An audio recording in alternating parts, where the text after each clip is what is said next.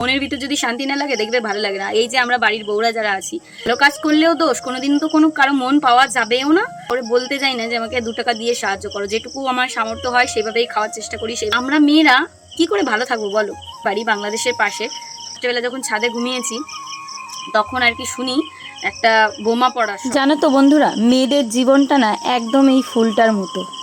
যখন ছোট্টবেলা থেকে কড়ি হয়ে জন্মায়, তারপরে আস্তে আস্তে বড় হয়, বড় হওয়ার পরে তার একটা বিবাহিত জীবন শুরু হয়। শুরু হওয়ার পরে সেই ফুলটা আস্তে আস্তে কিন্তু নুমিয়ে যায়, মনে হয় যে চিপসে যাচ্ছে।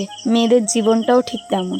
মেয়েদের পদে পদে দোষ। মেয়েদেরকে সবসময় বলে দেওয়া হয় যে তুই শ্বশুরবাড়িতে গিয়েছিস, কোনো কথা বলতে পারবি না, তুই চোখ থাকতে অন্ধ হবি, মুখ থাকতে বোবা হবি, কান থাকতে কালা হবি, তাহলে তুই ভালো বৌমা হতে পারবি। এটাই হচ্ছে আমাদের ধর্ম। আর যে মেয়েরা একটু বিদ্রোহী হয়, কথার উপর কথা বলে দেয়, ন্যায্য বিচার করে দেয়, তখন কিন্তু সে খারাপ হয়। কারণ এটা সমাজের রুল, কারণ এটা কিন্তু যুগ যুগ থেকেই চলে আসছে, যেটা আমাদের সমাজে এখনও কিন্তু চারিদিকে দেখতে পাই। তো দেখো, সকালবেলা কিন্তু পরিবেশটা এরকম ছিল আমাদের গ্রামের। তো আজকে রাত্রেবেলা কারেন্ট ছিল না, তাই কিন্তু এই ঘরেই ঘুমিয়েছিলাম। আর সকালবেলা এই যে বড়দিদের বাড়ি এসেছি আমার ফোনটাকে চার্জ দিতে, আর এখানে এসে দেখি যে কি সুন্দর ফুল ফুটেছে গাছে, তাই দেখে তোমাদের সঙ্গে একটু শেয়ার করলাম। আর সত্যি কথা বলতে কি, রাত্রেবেলা একদমই গরমে ঘুম হয়নি। এই ঘুমটা না হওয়ার জন্য সকালবেলা একটু লেট করেই উঠেছি, তবুও রাস্তার এত কথা শুনতে হয়েছে, ঘুমটা ঠিক করে হয়নি। ইঞ্জিনি রে, সিঞ্জিনি। বন্ধুরা, ঘরের কোনায় বাংলাদেশ হলে যা হয়, রাত্রেবেলা ভয়ে ঘুমোতে পারছি না। কি বলবো, এত পরিমাণে হই হুল্লো বর্ডারের ওই পাশ থেকে আসছে, আমি কি বলবো তোমাদের, যদি চাইতাম দেখাতে পারতাম। দেখো, আমরা কিন্তু রাত্রেবেলা এই ঘরে ঘুমিয়েছি, আমাদের এখানে কারেন্টও নেই। আর ওই যে মশারিটা নিয়ে এই ঘরে ঘুমিয়েছি, কারণ এই ঘরটায় যদি হাওয়া লাগে। ওঠো, চা বানাবো, খেতে হবে। তো বাড়ির পাশে কোনায় বাংলাদেশ, সেই জন্য কিন্তু অনেক আতঙ্কে, কারণ আমাদের এখানে বিএসএফরা খুব অ্যালার্ট হয়ে আছে একদমই। একবার জানো তো, এখানে একটা গুলিগালাজ হয়েছিল, পাড়া উত্তর পাড়া দক্ষিণ পাড়া মানুষ দরজাও আটকাতে পারেনি। আজকে চলো তোমাদের এটা নিয়ে একটু কথা বলবো। তো চলো ভিডিওটা দেখতে থাকো, আশা করছি তোমাদের অনেক বেশি ভালো লাগবে, অনেক কিছু জানতে পারবে আশা করছি বাংলাদেশ সম্পর্কে। তো কেউ স্কিপ করো না। সিঞ্জিনি উঠে আসো, চা করি। আর সকালবেলা থেকে বাজার করা হয়ে প্রায় 1 মাস পরে এই যে আমি শাকটা এনেছি। শাক খাওয়াই হয় না, এটা কমলি শাক, অল্প একটু এনেছি, 8 টাকা নিয়েছে। আর এখানে আছে চা, এই লেবু কিনেছি, একটা লেবুকে ভালো করে উষ্ণ গরম জল দিয়ে খেলাম। আর একটা তাল এনেছি, আর 3টে উচ্ছে 10 টাকা। মানে বুঝতে পারছো বাজারের কি পরিস্থিতি। তো চলো আমি এখন চাটা নিয়ে দোকানে যাই, গিয়ে খাওয়া দাওয়া করি। খিদেও পেয়ে গেছে, 8টা বেজে গেছে। তারপর বাসন মাজবো, রান্না শুরু করবো, উনুনেই করবো। আমাদের এখানে 2 দিন থেকে কারেন্ট নেই।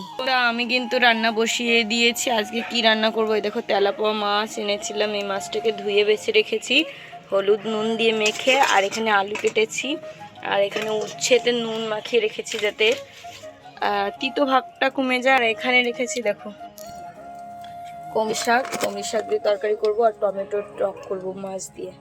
তো এই কটাই মাছ এনেছি, চলো রান্নাটা শুরু করি। আর উনুনটা জ্বলছিলই না, কত টাইম ধরে জ্বালালাম। মাছগুলো দেখছো, এটা দেখে মনে হচ্ছে না যে আমেরিকান রুই, কিন্তু না, এটা হচ্ছে গিয়ে তেলাপোয়া।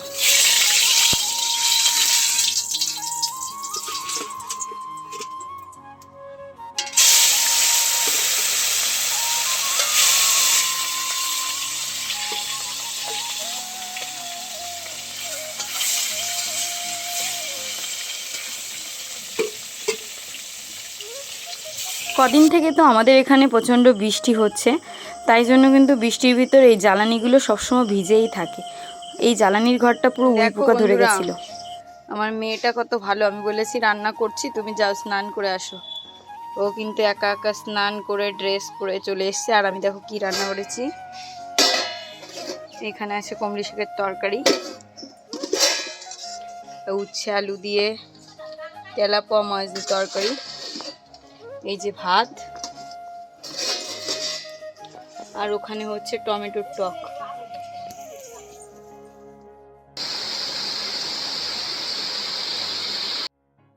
আজকে প্রায় 2 দিন হয়ে যাচ্ছে কারেন্ট নেই। কারেন্ট না থাকলে কি অসুবিধা হয়। বৃষ্টি তো হচ্ছে কিন্তু গরম কোনো মতেই কমছে না। আর এই ঘরের ভিতর আছি বৃষ্টিতে, তবুও ঘরটা ঠান্ডা হচ্ছে না। তো কি আর করা যাবে, একটু বসে রেস্টই নিচ্ছি। সকালের খাওয়া দাওয়া, দুপুরে খাওয়া দাওয়া কমপ্লিট। এই তালটাকে এখন আমি মাখবো। তালটা কিন্তু অনেকটা বড় আর পেকেছেও খুব ভালো। চলো এটাকে ধুয়ে মেখে নিই।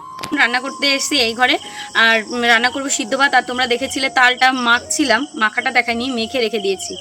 এমন একটা কথা শুনেছি, তারপরে আর ইচ্ছা হয়নি যে তালটা মেখে আমি পিঠে বানাবো। দুধ এনেছি, চিনি এনেছি, তেল এনেছি, এনে টেনে রেখে দিলাম। ভালো লাগছে না, মনের ভিতর যদি শান্তি না লাগে দেখবে ভালো লাগে না। এই যে আমরা বাড়ির বউরা যারা আছি তাদের দেখবে পদে পদে দোষ, মানে কি ভালো কাজ করলেও দোষ, কোনোদিন তো কোনো কারো মন পাওয়া যাবেও না। আর যতই চেষ্টা করো মনে হবে কি উলু বাগানে মুক্তা ছড়াচ্ছি, তেমন একটা জিনিস।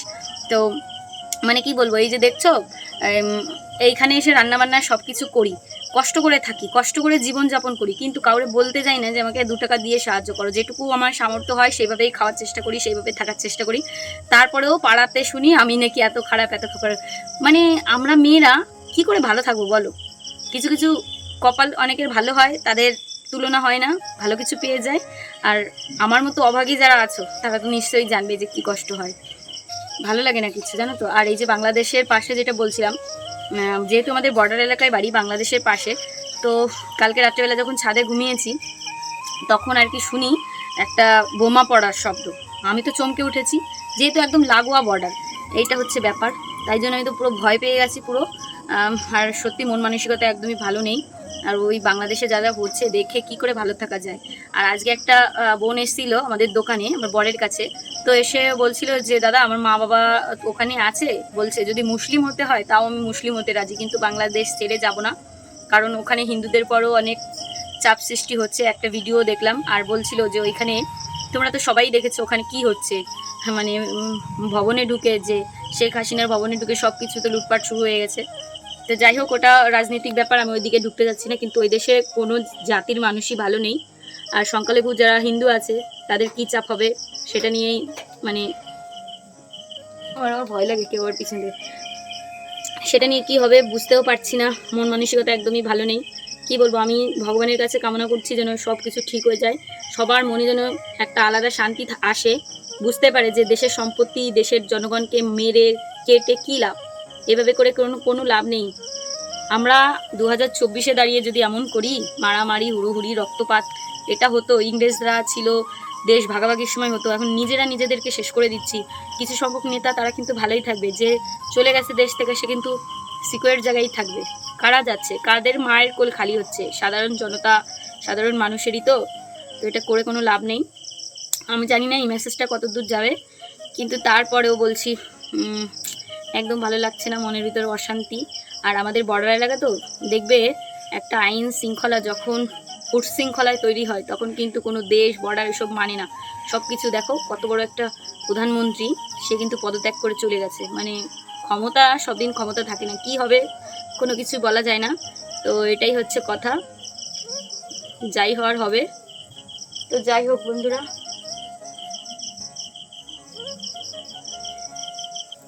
এই দেখো বাজার করে এনেছি, মশাটাও খাচ্ছে। আচ্ছা বন্ধুরা, তো তোমরা সবাই ভালো থেকো।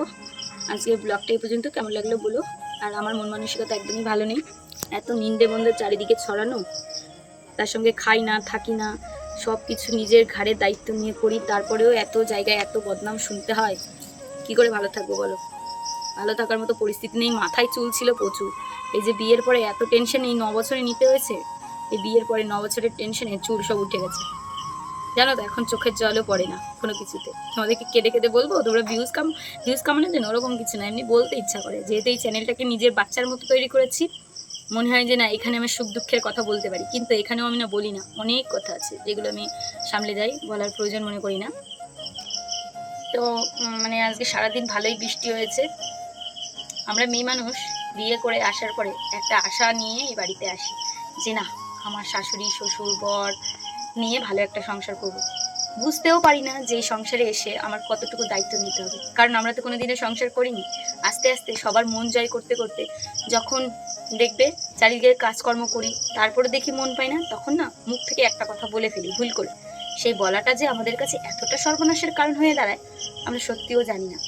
তারপরে গিয়ে আমরা হই কি খারাপ বৌমা, ভালো না, মুখের ভাষা ভালো না, ভীষণ বকবক করে, ভীষণ কথা বলে, সব কিছু তর্ক করে।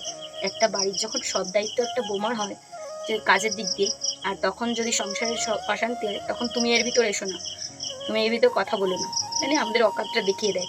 আমরা দাসী হয়ে এই বাড়িতে এসেছি, সেটাই তাই না? তারাও ভুলে যায় তারা যে অন্য বাড়ি থেকে এসছে, আমরা কি করে মনে রাখবো বল? অনেক কথা বলতে ইচ্ছা করে, থাক আজকে আর বললাম না, কোনো একদিন যদি মন ভালো হয় সেদিন তোমাদের সঙ্গে অনেক গল্প করব। তো চলো আজকের ব্লগটা এই পর্যন্ত রাখছি, কেমন লাগলো অবশ্যই কমেন্ট করে জানিও। সবাইকে টাটা, দেখা হচ্ছে আরেকটি সুন্দর ব্লগ নিয়ে।